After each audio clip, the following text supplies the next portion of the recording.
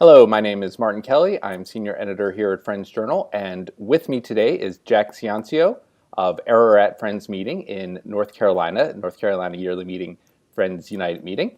And he's written an article in the current issue on human trafficking. So thank you, Jack, for writing this article and for appearing with us here. Thank you, and thank you for publishing it. Getting the word out. This is something that people just don't understand or really know much about.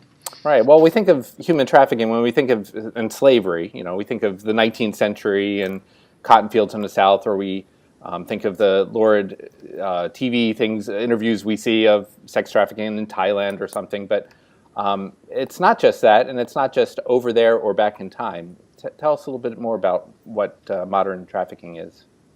Well, you're exactly right. And I was surprised to find this out too, because my ideas of human trafficking today was the farm industry and just bringing immigrants in to work on farms. And then the sex part of it, of course. And we just think because we don't go to brothels or do pornography, we're not touched by that part of it, even though it is a horrid part of it. But our consumerism, our global consumerism today is such that we are involved in human trafficking, whether we like it or not. There's such a push to get cheap products out there, and we want so much stuff, those of us who can afford it, that the people who manufacture and market it, they're going to go to great lengths to keep their costs down because there's such great competition. One of the ways to keep costs down is to have very cheap labor, and of course, bringing slaves in is part of that. And all the horrible parts of it too, of course, the pornography and the sex trafficking. But then there is a small part of it and a terrible part of it, which is some people are trafficked just for their human organs. And of course, we're not necessarily touched by that, but our consumerism generates that. And this is one of the things when I went back and looked at John Woolman's activities in fighting the legal slave trade, was he recognized how consumerism and the economy contributes to slavery. And so he wasn't, when you think of John Woolman, you think, oh, he's just against slavery, but he was against that type of consumerism and that type of economics. And so we have to get to the bottom of that. Sure, and he, I remember just sort of being surprised reading his journal and having heard of him that he was talking about it as an act of war, that it's an act of war to bring in people. But in a way, he almost had it easy because the slaves were right there, and one of his first sort of openings about slavery was when he was asked to write a bill of sale for a slave, something very direct. He could probably see the slave right in the eye. We don't see that. Our slavery is hidden. The modern world, could be across the other side of the world. People will never meet, will never see, will never know. What kind of ways are we contributing to this? What do we have that's contributing to slavery around the world? Oh, there's so many products that we use. And in my article, I talk about the most obvious, which is our cell phones and our computers, which uses certain types of metal that are mined by slave children in the Democratic Republic of Congo and in India. Those metals then are moved to other countries surreptitiously, and then those countries have legitimate companies that sell it back to whoever's producing the product. So when you go, if you went to, and I don't want to pick out names, but you went to a prominent cell phone supplier and you said, where does your product come from? They can trace it back legitimately to a legitimate company in someplace in Africa. And so you don't see the hidden end of it, though, which is how those metals got to that other place. So it's just something as commonplace as that, something that we all use. We never think about it, but there is a hidden human component, suffering component to that cell phone or the computers that we use. And look, how prolific those things are all over the world. Yep. Another thing, it just is just minor that my wife and I started looking at something just on the sale of tomatoes in this country. Florida is the biggest, marketing area for tomatoes, and they underpay, a big part of them underpay their workers. There's a fair food agreement that a lot of the fast food chains have signed on to, and I'm not going to name names, but there's a couple that haven't, and there's a couple of supermarkets, chain supermarkets that refuse to sign on to it. It would raise the cost of a pound of tomatoes that you and I buy a penny. Right. To give these people a fair wage. And when I say fair, it's subsistence level. It's just a matter of them living a little bit better, not much. So something that simple, is this the tomato. So my wife and I, we stopped going to one of the fast food chains that doesn't use it, and we don't shop at the other market. So it's something like that, and let them know this is why we're not. You have to let them know, otherwise they don't care. We also used to buy a type of tea that was relatively inexpensive because we both love tea. So when we got into this human trafficking thing, we said, let's look this up and see where this comes from. And there was not a good trail on this stuff. They did not sign on to any of these agreements. And then some of the other manufacturers of tea do sign on to fair food agreements. And so we do buy those. So we changed that. So it's little things as consumers that we can do. But probably the biggest thing is that law enforcement is well aware of the human trafficking part of it. Of course, they're mostly into the sex trafficking part. Law enforcement has been way ahead of the legislature and the politicians in this, and just locally. So letting the legislature know, what are you doing about this? Making this a public issue. We can see this going on in Congress now with the fight over this current bill. Is something that they have turned from a great principle of freeing slaves into a political fight over the one clause about abortion. Just another football he had to toss back. Exactly. They all won it, and they're all supporting it, but they had this one little bit that they are fighting. Yeah, exactly right. As a matter of fact, I was reading this morning that one of the senators had said, I wish we hadn't put that in there because it really takes the principle out of what it is. And he's a Republican. Of course, he blames the Democrats for holding the bill up. But, it's that kind of infighting. It's politics, can't we move beyond that for something that is a greater issue to us? But even in most of your textiles come from somewhere where there's forced labor because it's cheap. Thailand and Cambodia, they use children.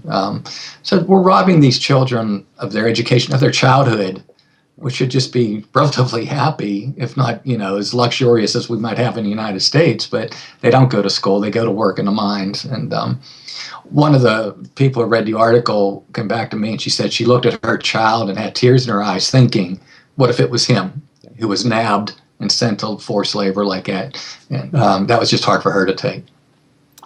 Yeah, so there's things that then we can do with as individuals, look at these things. But your article talks about what friends in North Carolina have been doing collectively. So you've been doing minutes and getting projects together. What are things that friends there have been doing? Yeah, it's modest, but it certainly is sincere, and it's growing.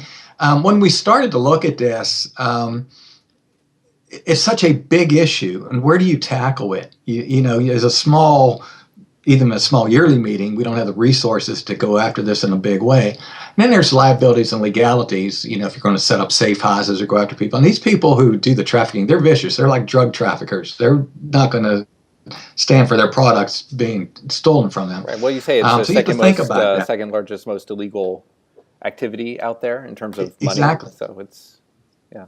Exactly. And not only that, but something that's just come out is it's still growing faster than the drug trade. So it hasn't caught up to drug, but it's growing faster, even though there are more laws on the books. But states and countries are not enforcing the laws. Passing the laws makes them look good. Enforcing the laws takes money and effort. Right. That's not quite the same. Right. But anyhow, North Carolina, one of the things our Friends Campus Ministries got involved in this, these are young people, which is great. And I know one of the things that they've started, they'll do concerts, they'll do awareness campaigns, but they also started something called Freedom for Infinity, which is is it knit or embroider, whatever it is, make freedom, those eternity scarves or infinity scarves for sale. And all the money that they get from those proceeds go to a local and a state and an international organization that's fight drug trafficking. So, there's that regard.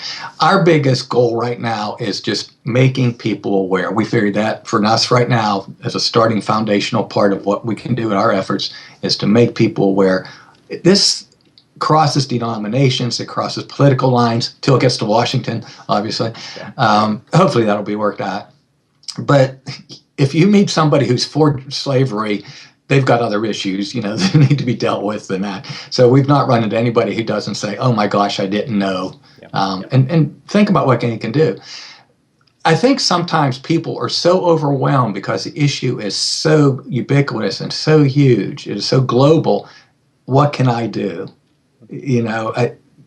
somebody said to me that it's like the drug trade. It'll go on, this war against it will go on, nothing will change. But these are people, these aren't drugs that we're talking about, that we're using for us and for our benefit. And, I just can't, for myself, I can't sit back and do nothing. I have to, no matter how small it is, I want to do something for it. Right. And ultimately, our money is being taken locally, so we can have some effect, at least, on where we're spending our money and how we're spending our money, and try and put pressure on the big box stores selling the Malaysian T-shirts and things like this. And I know I go into a local grocery and I'll get peaches from the other side of the country, even though my town grows peaches, and garlic from China. That is the latest thing I'm seeing. But we can make choices and tell our local stores where we want things coming from, and if we want it safer. That's exactly right. I mean, how can you go and buy any product that isn't, again, it's a global economy, and parts come from all over. You can't just go without sometimes. You have to have something. But you're right, letting the companies know, I'm not going to stand for this, or I will shop somewhere else. If they don't know, they don't care. It's the same with our legislatures. If they don't know, they don't care. And until we start making them know, until we start confronting them, nothing's going to change. But I think that, again, with an awareness campaign, and there are a lot of other organizations out there really doing the nitty-gritty fight, against trafficking. Tiny Hands and Polaris and some others, they're doing great work. But they get in there and do the things, because they're big organizations, what we can do. But again, in our modest way, and just with our targeting right now, of our goal is just to make people aware. The article that you published, which I appreciate, and then this conversation just goes toward that. Great. Well, we'll put we'll get a list of those organizations and put them in the show notes. So if you're watching on YouTube, you'll see it down below there. Okay. And then our website, quakernur.org, has a lot of references, a lot of good resources there for people to look at. Okay. So any other Quakers anywhere else, or religious people anywhere else who want to start these campaigns in their local churches can do that. Yeah. Exactly. Great. Well, that's about all the time we have for now, but you can read Jack's article here, or you can get out your electronics and read it online. It's freely available online, and you can comment and share it, and we'll have, there are links there, and we'll include more links too as we go along. So thanks, Jack, for joining us here. Thank you. From North Carolina, and look forward to seeing you again here in Friends Journal, and to having more articles about the trafficking, and keeping this alive as a current Friends issue, and not just one stuck in the 19th century. Good. Thank you. Appreciate it. God bless everyone. Bye-bye. Bye-bye.